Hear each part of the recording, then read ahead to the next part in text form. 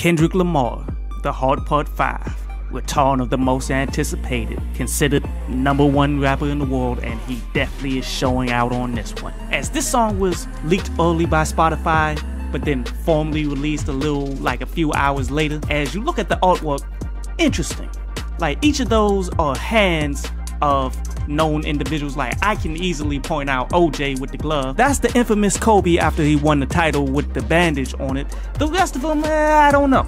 Like, now they're saying it's Kanye, Juicy Smollett, and Will Smith, but I would have to see the references of that. But overall, this was a deep one, man, as Kendrick tends to do lyrically, as what he's going through.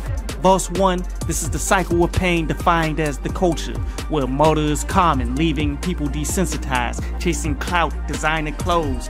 All of this is what keeps the homicide cops busy. Then he gives you the end game of chasing this culture, where you in jail and homies is having their way with your baby moms. You locked down all day until you hear that your nephew got caught up in it too, just for you to end up getting out later and dying for nothing. Verse 2, he's speaking about how he wants to succeed for the culture, show people how it feels to be in bulletproof cars, but he always understands the people closest to him is the risk. Also speaking about how difficult it is for you to do the right thing when you already on paperwork, with that amazing wordplay that he put up in there. Even when you're doing this, you're seeing well-known snitches out there getting loved by what is deemed as the culture. Understanding that there's no running from this, where he's giving us his Argentina experiences where he's seeing the same thing. So honestly, this whole thing is worldwide, as he references slavery as the foundation that trained us to accept all that follows, dehumanize and insensitize, as he concludes this verse trying to break away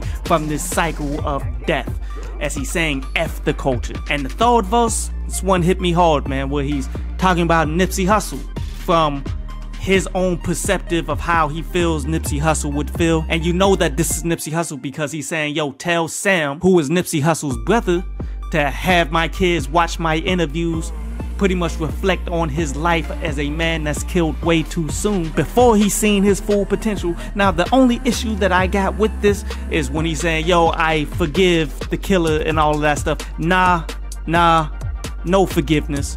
I've been following this court trial and he's just now coming up. Like, you're gonna have to understand that they set Nipsey Hussle up. Someone who did a brazen crime like this would have long been in jail if it wasn't for these other people who probably put him up to it. Ain't no forgiveness. But overall, love the production, love the flows, love the bars. This leads me in the direction that this potential project, this double CD, could actually live up to the hype. I rocks with it.